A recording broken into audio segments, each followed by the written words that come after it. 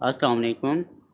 आज का हमारा टॉपिक है कि अपनी बचत कैसे बढ़ाएं बग़ैर अपनी आमदन बढ़ाए और ख़र्चा कम किए।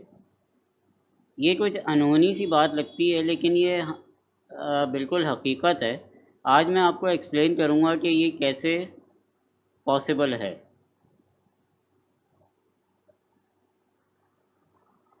हम बहुत से ख़र्चे करते हैं और उसको हम उससे फ़ायदा नहीं उठाते। ख़र्चा हो जाता है, लेकिन उसका रिफ़ंड या डिस्काउंट हम नहीं कर पाते। ये किस तरह पॉसिबल है? इसकी मिसाल मैं कुछ इस तरह दूंगा कि हमारे बहुत से तनख्वाहदार तबके के लोग हैं और छोटे कारोबार वाले लोग हैं। वो हर चीज़ पे टैक्स दे रहे होते हैं, लेकिन उन्हें ये अंदाज़ा नहीं होता कि वो जो टैक्स दे रहे हैं उसका उसको अकाउंट फॉर करें, उसको अपने खाते में शामिल करें और उसका रिफ़ंड या नेक्स्ट ईयर के जो टैक्स बने उसमें उसको एडजस्ट कर सकें। अब बहुत से केसेस मैंने तकरीबन 25-30 साल का मेरा कॉर्पोरेट का एक्सपीरियंस है, और उसमें मैंने देखा है कि बहुत से लोग टैक्स कटवा रहे होते हैं और उनका टैक्स डिपॉज़िट भी हो रहा होता है उनके शनाख्ती कार्ड के नंबर पे, लेकिन वो एफबीआर के सिस्टम में रजिस्टर नहीं होते, उनका एनटीएन नहीं होता।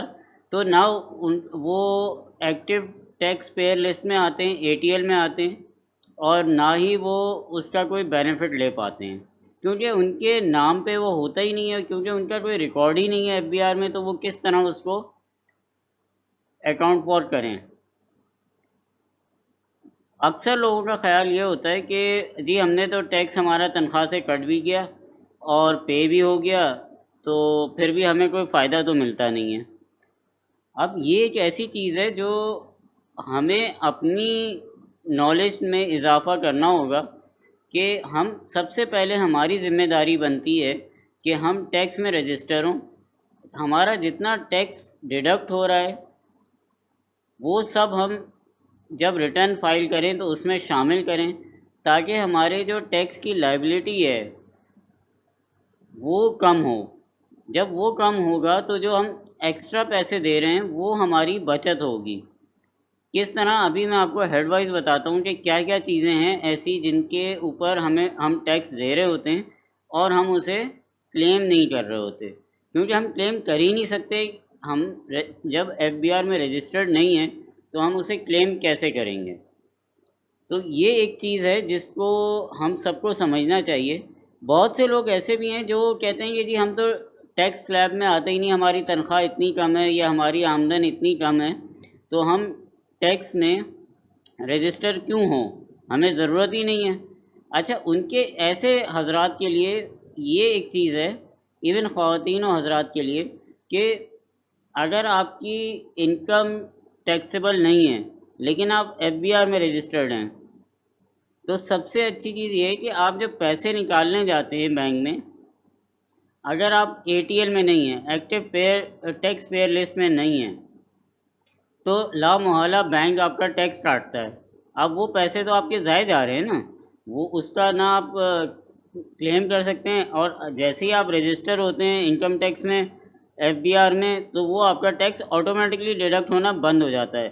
जैसे ही बैंक के सिस्टम को पता चलता है कि ये जी एटीएल में है, एक्टिव टैक्स पेयर लिस्ट में है, तो वो टैक्स डिडक्शन नहीं करता, ना कैश विड्रॉल पे, ना आपके फ़ंड ट्रांसफ़र पे। इस तरह की बहुत सी चीज़ें हैं जो मैं आहिस्ता आहिस्ता करके, पहले तो आपको एक कुछ स्लाइड्स दिखाता हूँ, और उसमें आप देखेंगे क्या क्या चीज़ें हैं। फिर मैं वो सेक्शन वाइज आपको दिखाऊंगा कि कहाँ कहाँ आप टैक्स देते हैं, जो आप अपनी, जब आप रजिस्टर होने के बाद टैक्स रिटर्न फाइल करेंगे तो उसका बेनिफिट ले सकते हैं। तो पहले हम देखते हैं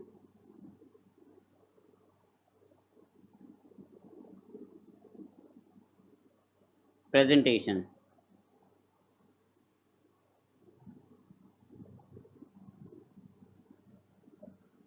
अब ये पहला हमारा जो है सेक्शन 231A, इसमें लिखा हुआ है कि हर बैंक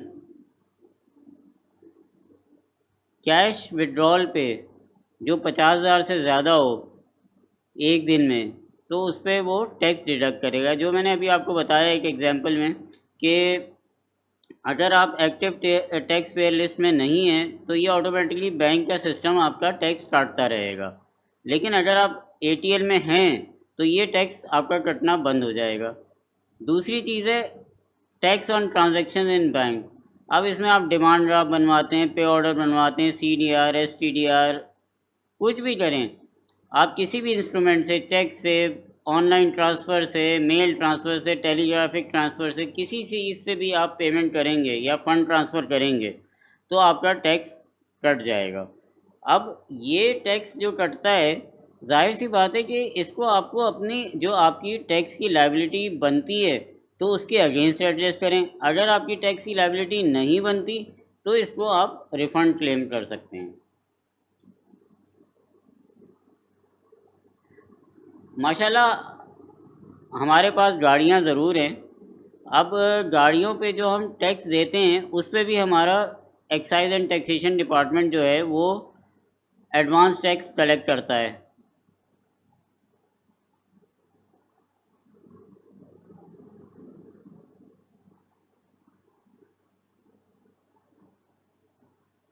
अब ये जो एडवांस टैक्स हमारा कलेक्ट होता है ये भी हमारा एडजस्टेबल टैक्स होता है अगेंस्ट फाइनल टैक्स लायबिलिटी, और ये उसी वक्त हम क्लेम कर सकते हैं अगर हम टैक्स में रजिस्टर हैं, हमारा एनटीएन नंबर है तो, वरना ये भी पैसे हमारे ज़ाय होते हैं।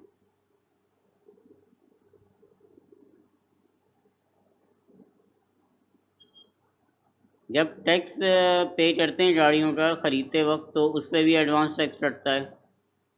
हमारा जो बिजली का बिल आता है जो हर महीने आता है उस पर भी हर महीने कुछ ना कुछ टैक्स कटता है, तो हमें उसको भी अकाउंट फॉर करना चाहिए पूरे साल का, और उसको हम एडजस्ट कर सकते हैं अपनी टैक्स लायबिलिटी में, या अपनी जब नील टैक्स भी रिटर्न फाइल कर रहे हैं, अगर हम टैक्स स्लैब में नहीं आते तो भी हमारी एक रिसीवल बुक हो जाता है गवर्नमेंट ऑफ पाकिस्तान से। टेलीफोन और इंटरनेट यूज़र्स पे भी टैक्स कटता है।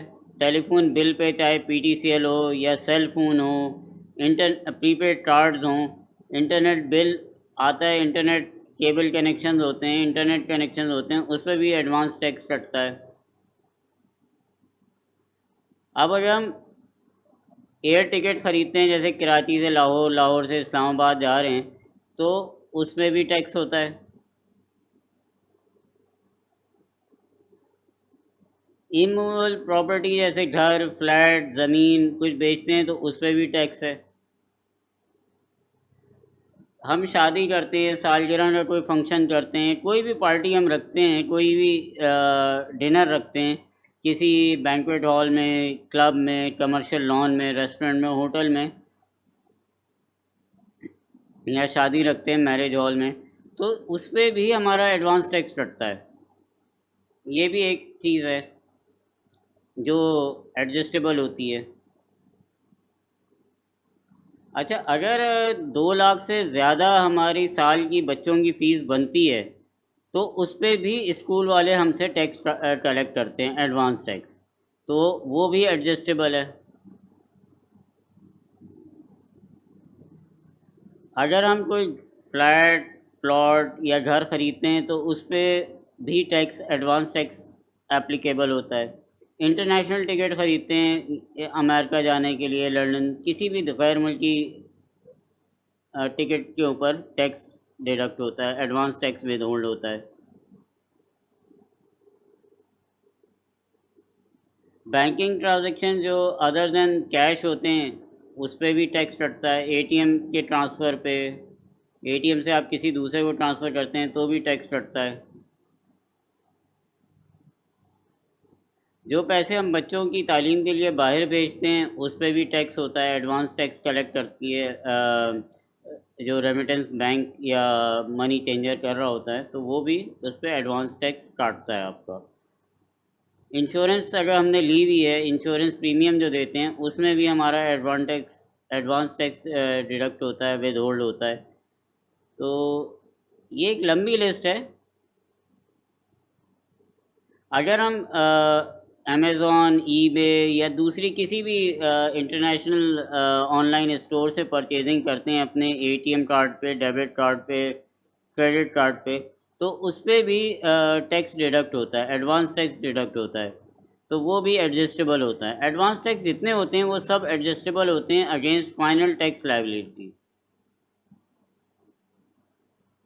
अच्छा, इसमें एक चीज़ ये है कि अगर हम एलटीएन होल्डर हैं, एफबीआर में रजिस्टर्ड पर्सन हैं, तो हमारे जो बच्चों की फ़ीस है उस पे भी हमें प्रो रेटा एडजस्टमेंट मिलती है, क्रेडिट मिलता है। डिडक्टेबल अलाउंस सेक्शन 60D हमें अलाउ करता है। तो अगर आपकी सालाना 15 लाख से कम सैलरी या आमदन है तो उस पे आपको टैक्सेबल इनकम जो है वो आपकी 15 लाख से कम है या 15 लाख तक है, तो आप अपने बच्चों की जो मंथली फ़ीस देते हैं उसका भी प्रो रेटा एक फार्मूले के तहत कैलकुलेट होके आपको उसका भी अलाउंस डिडक्टेबल अलाउंस मिलता है। तो ये तो वो सारे मैंने आपको ब्रीफली थोड़ा सा आइडिया दे दिया कि क्या क्या चीज़ें हैं। अब मैं आपको इसको दिखाता हूँ कि ये हम अगर समराइज़ करें तो ये कैसे रिटर्न में अगर हम रजिस्टर होते हैं, रजिस्ट्रेशन के बाद जो है वो हम किस तरह इसको क्लेम कर सकते हैं। इसका एक अलग फॉर्म होता है, फॉर्म ई।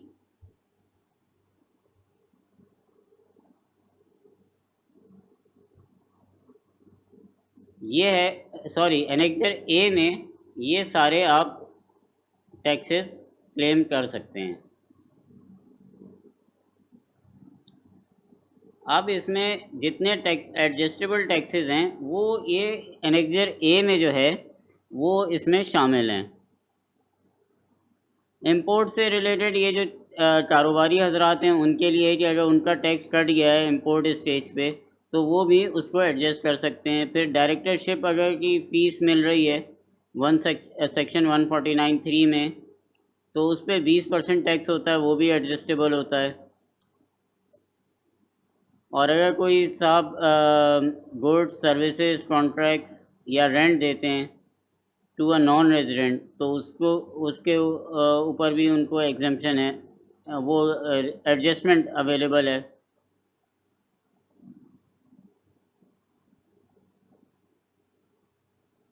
अब जैसे गुड्स आपने किसी को बेची और पेमेंट मिली तो उसमें 153(1) में भी आपका टैक्स डिडक्ट होता है, तो वो भी आप एडजस्ट कर सकते हैं। तो कारोबारी हजरात भी अपना प्रॉफिट बढ़ा सकते हैं। ये टैक्स जो एडजस्ट हो गया है इसके बाद उन्हें दोबारा टैक्स देने की ज़रूरत नहीं है, बल्कि इसी को वो अपनी रिटर्न में इस फॉर्म में फिल आउट कर दें, सारा हिसाब रखें, तो वो यहाँ से एडजस्ट हो जाएगा। ये देखें, cash withdrawal from bank under section 231A। अब इसमें भी आपका कैश विड्रॉल पे जो बैंक टैक्स काटता है तो वो भी यहाँ पे आपको रिफ़ंड मिल जाएगा। जो बैंकिंग ट्रांजैक्शन जैसे बताया कि डीडीज़ हैं, पे ऑर्डर्स हैं, चेक्स हैं, ऑनलाइन ट्रांसफ़र है, एटीएम ट्रांसफ़र है, उस पे जो टैक्स है वो यहाँ पे भी एडजस्ट हो जाएगा। Motor vehicle registration, motor vehicle transfer, motor vehicle sale, गाड़ी की सेल, रजिस्ट्रेशन, ट्रांसफ़र, लीजिंग पे जो टैक्स कटता है वो। तो ये सारी लिस्ट है जो सब हम क्लेम या एडजस्ट नहीं कर रहे होते, या तो हम करना भूल जाते हैं या मालूम नहीं होता हमें, या फिर हम लोग टैक्स में रजिस्टर ही नहीं होते कि हमारा एनटीएन नंबर हो और हम साल के आखिर में ये सारे जितने टैक्स हमारे डिडक्ट हुए हैं ये सारे हम जमा करके और अपनी टैक्स लायबिलिटी से कम कर दें और उसका फ़ायदा लें। तो ये इतनी सारी चीज़ें हैं, आप यहाँ देख रहे हैं तकरीबन 61 आइटम है जिसके ऊपर आप टैक्स एडजस्टमेंट क्लेम कर सकते हैं। 61 आइटम, 61 आइटम्स हैं जिन पे आप टैक्स एडजस्टमेंट क्लेम कर सकते हैं। और जो आपकी वो ट्रांजैक्शन बैंक की जिस पे आप एटीएल में ना होने की वजह से टैक्स पे कर रहे हैं, वो तो आपका ऑटोमेटिकली डिडक्ट होना ही बंद हो जाएगा। तो ये थोड़ी सी चीज़ें थी, तो मैंने इसलिए कहा कि हम ना इसमें आमदनी अपनी बढ़ा रहे हैं ना खर्चे कम कर रहे हैं। हम जो एक्स्ट्रा पे कर रहे हैं या जो हम पे कर रहे हैं और उसको क्लेम नहीं कर रहे, रिफ़ंड नहीं क्लेम कर रहे या उसको लाइबिलिटी के अगेंस्ट एडजस्ट नहीं कर रहे, सिर्फ उसको अप्लाई रजिस्टर होने के बाद का फ़ायदा मैं आपको बता रहा हूँ कि इनकम टैक्स में एक दफ़ा रजिस्टर हो जाएं तो उसके बाद उसके कितने फ़वाइद हैं और कितना आप अपना कैश फ्लो मैनेजमेंट में आसानी हो जाएगी। आज सिर्फ इसको कवर करने के लिए मैंने एक छोटी सी आपकी वीडियो बनाई है, ताकि आप इससे फ़ायदा उठाएं, अपने आप को रजिस्टर करें और अपने जितने टैक्सेस हैं उसको क्लेम करें और अपनी टैक्स लायबिलिटी कम करके अपना कैश बचाएं। तो ये वो चीज़ें हैं। आप इस पे इसके ऊपर फ्री एडवाइस के लिए भी मुझे कांटेक्ट कर सकते हैं। आप अपने नीचे वीडियो के नीचे कमेंट बॉक्स में अपने क्वेश्चंस लिख सकते हैं, अपना कांटेक्ट दे सकते हैं, तो मैं आपको रिवर्ट बैक करूँगा आपके हर सवाल के जवाब के लिए। Thank you very much for watching it. मेरा चैनल ज़रूर सब्सक्राइब करें, इस तरह की इन्फॉर्मेटिव चीज़ें अपलोड जैसे ही हों ताकि आपको इमीडिएटली नोटिफिकेशन आ जाए। बेल आइकॉन भी अगर आप क्लिक कर देते हैं तो इमीडिएटली आप नोटिफाई हो जाएंगे for new video upload. Thank you very much for your time, for watching it. Take care. अल्लाह हाफिज़।